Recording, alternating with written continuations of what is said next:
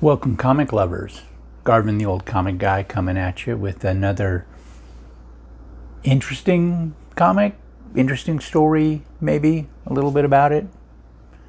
All right, let's get started.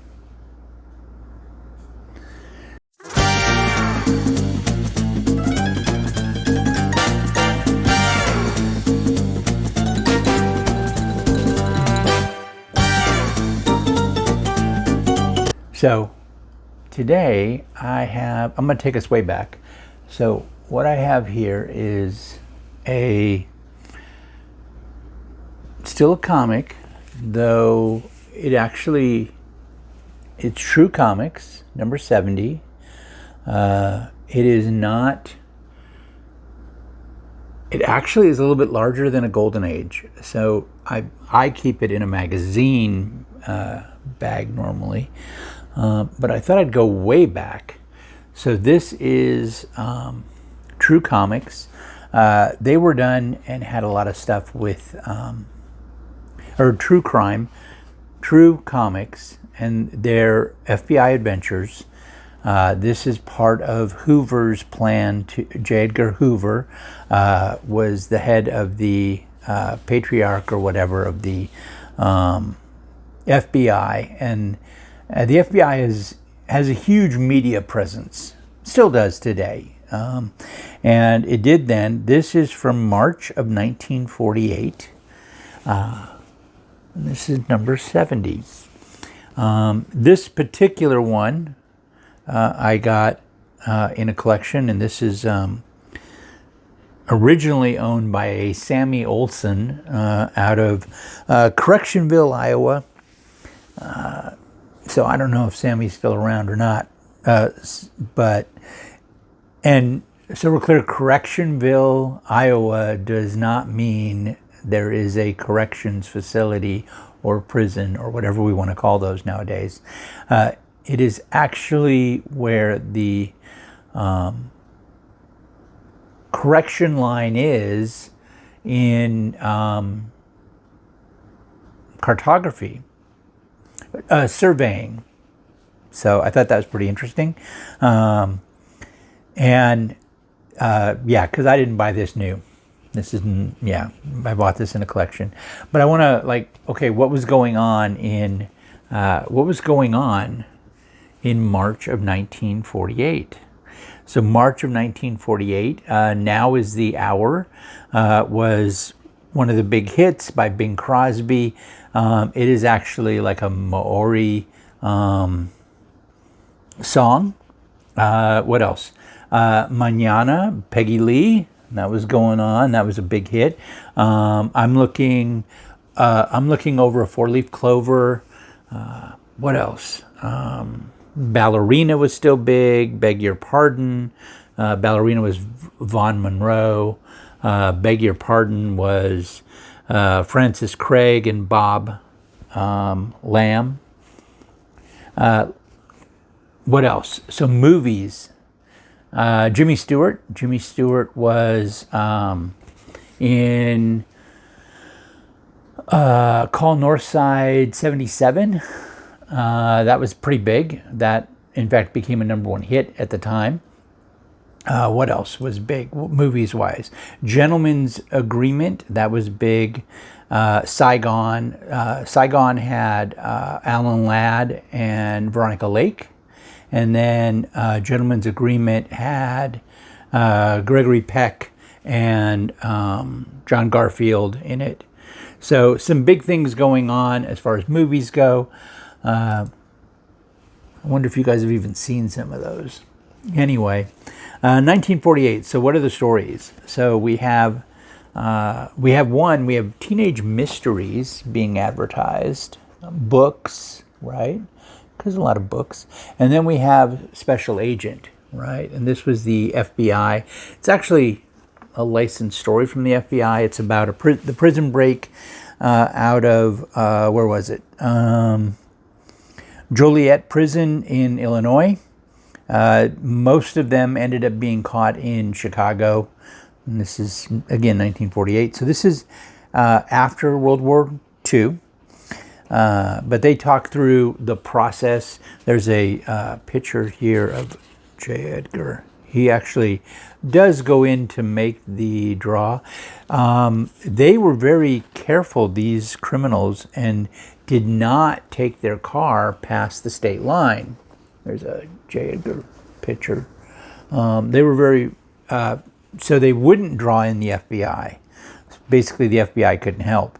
What they did do, though, is all of these men had been draft dodgers, and that allowed the FBI to be involved.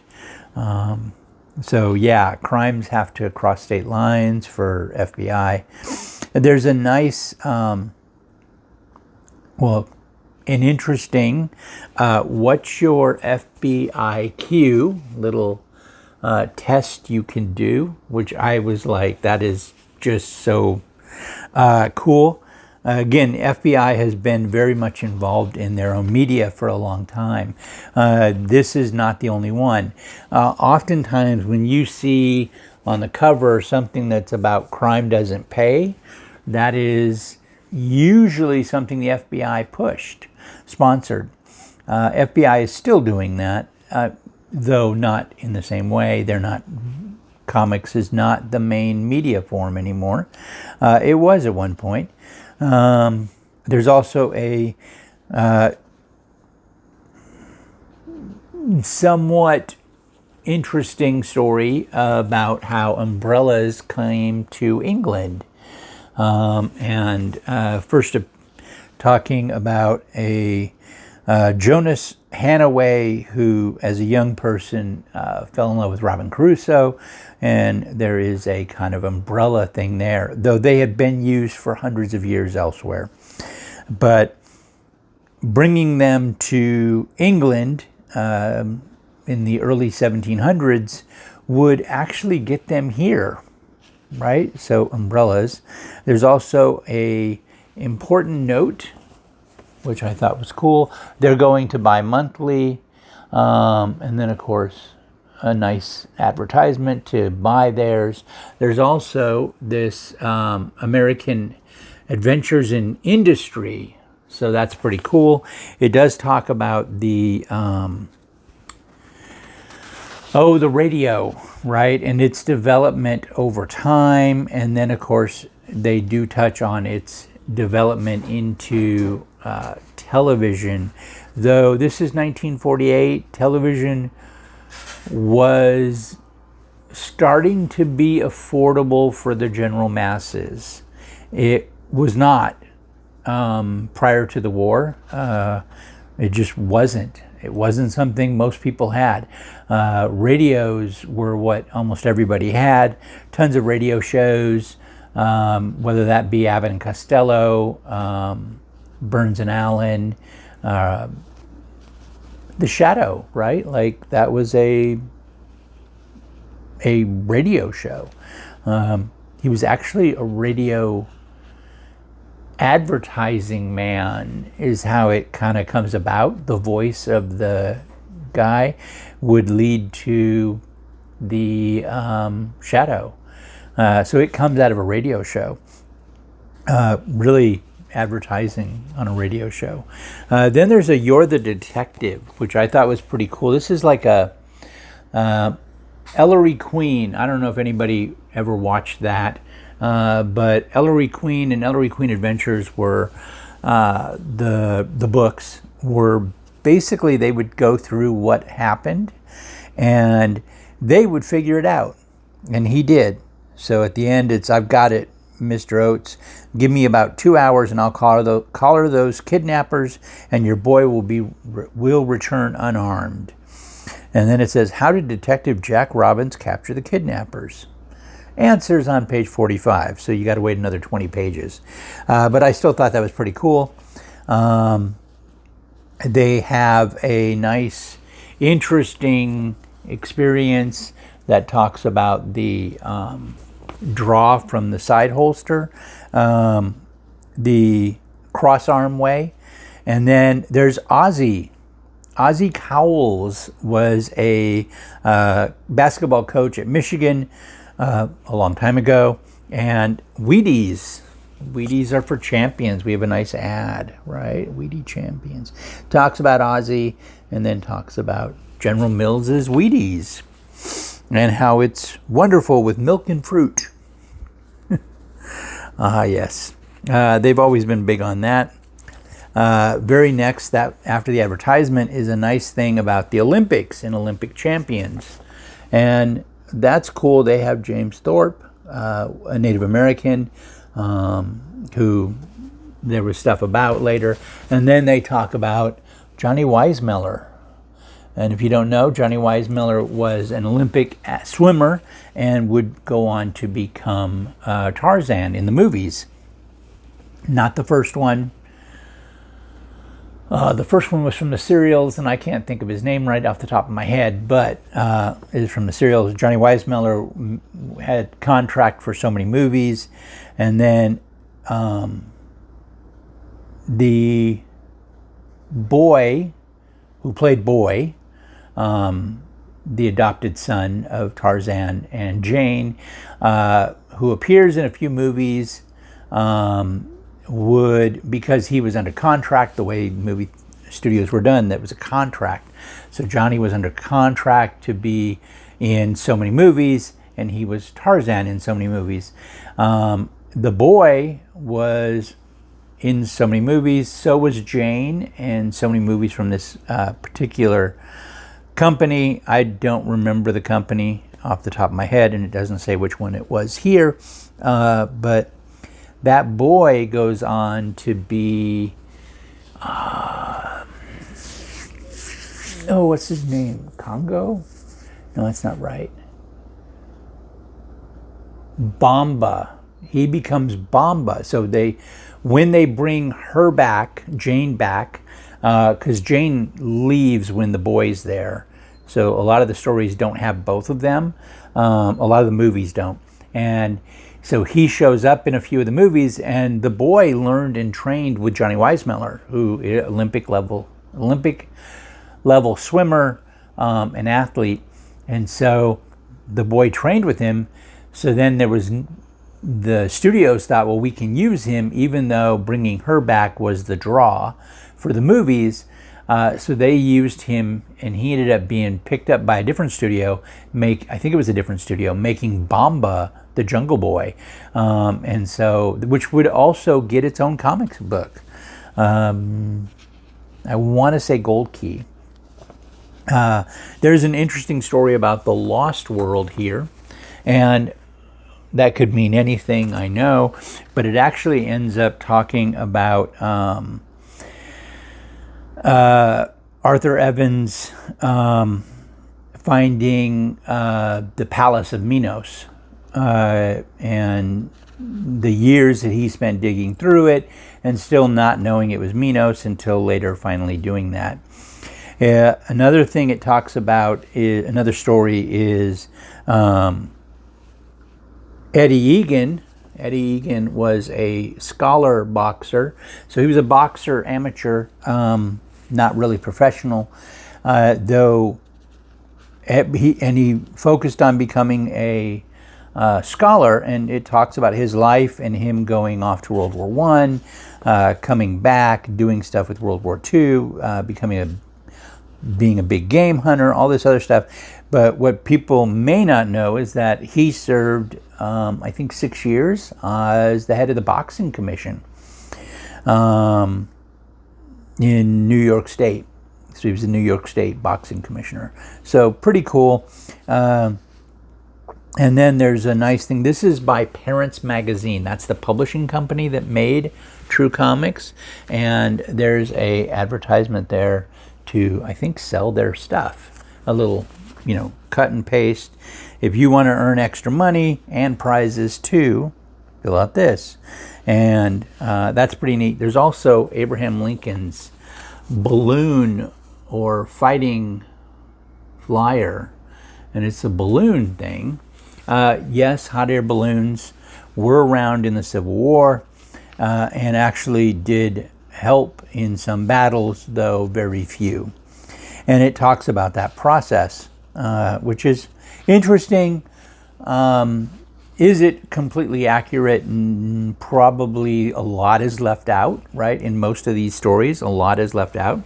This is the last stand of Seawolf, a ship. This is during World War II, so they talk about it. And it's a nice little story. And then that is right about, hold on, I think I missed the page, where we have how he figured it out, right? Because there's an answer.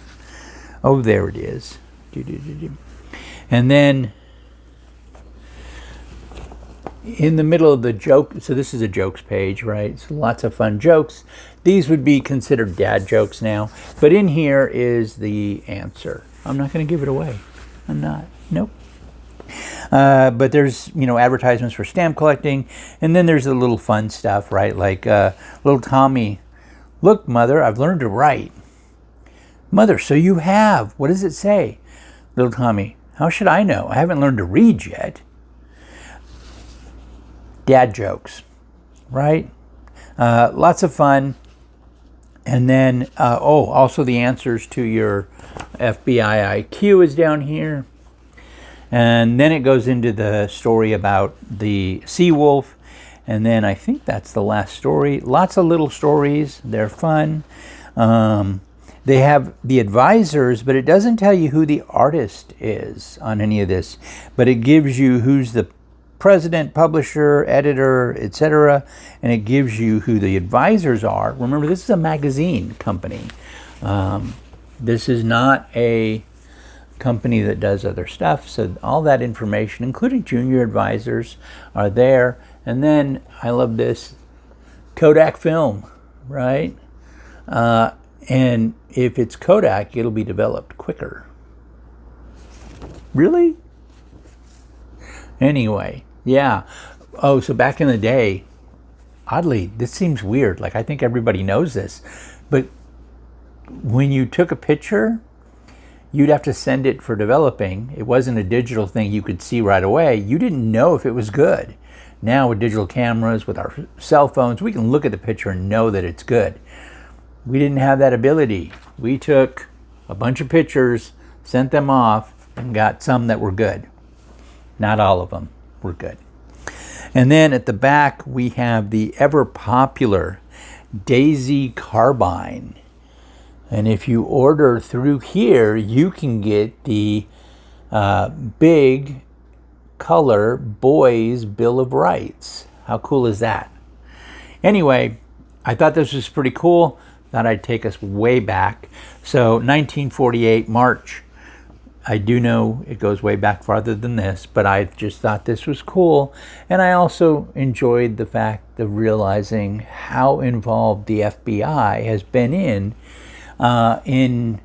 portraying, and law enforcement in general, in portraying themselves in a positive light, in portraying the dangers of